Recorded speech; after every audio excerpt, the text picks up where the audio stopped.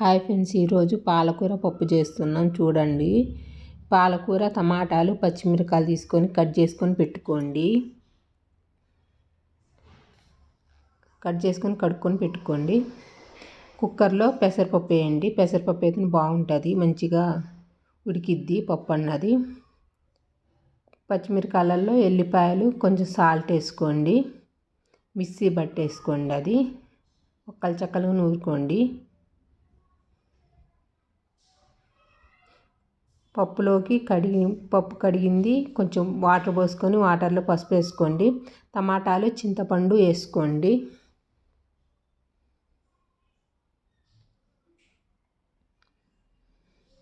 పచ్చిమిరపకాయలు నూరి పెట్టుకోండి.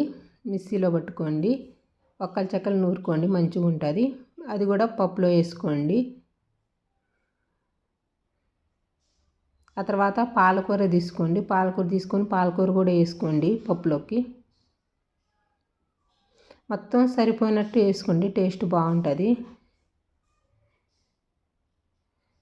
కుక్కర్ పొయ్యి మీద పెట్టేసుకోండి, ఉడికిపోయిద్ది. అంతలోకే ఒక ఆనియన్స్, ఎల్లిపాయలు, ఎండుమిర్చి కట్ చేసుకొని పెట్టుకోండి తాలింపు కోసం అని.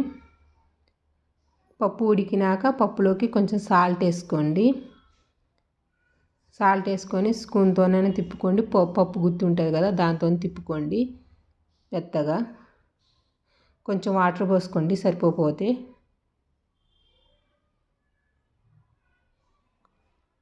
ఒక దబరా తీసుకొని దబరా పొయ్యి మీద పెట్టుకొని దాంట్లోకి ఆయిల్ వేసుకోండి తాలింపు కోసం అని. ఎండుమిర్చి వేయండి. అవి దోరగా వేగినాక ఆనియన్స్, ఎల్లిపాయలు కట్ చేసుకుని వేసుకోండి. వీడియోలో ఎలా చూపెడుతున్నామో అలాగనే చేసుకోండి, బాగుంటుంది పాలకూర పప్పు. కొంచెం తాలింపు గింజలు, కొంచెం జీలకర్ర వేసుకోండి.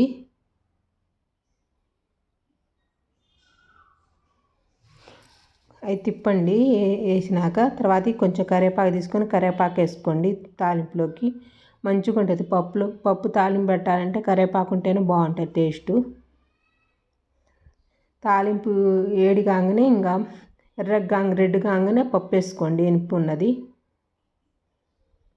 రైస్లో కన్నా బాగుంటుంది, చపాతీలో కన్నా బాగుంటుంది. నెయ్యి వేసుకొని మంచిగా తినేస్తే బాగుంటుంది. పాలకూర పప్పు రెడీ అయింది, చూడండి వీడియో.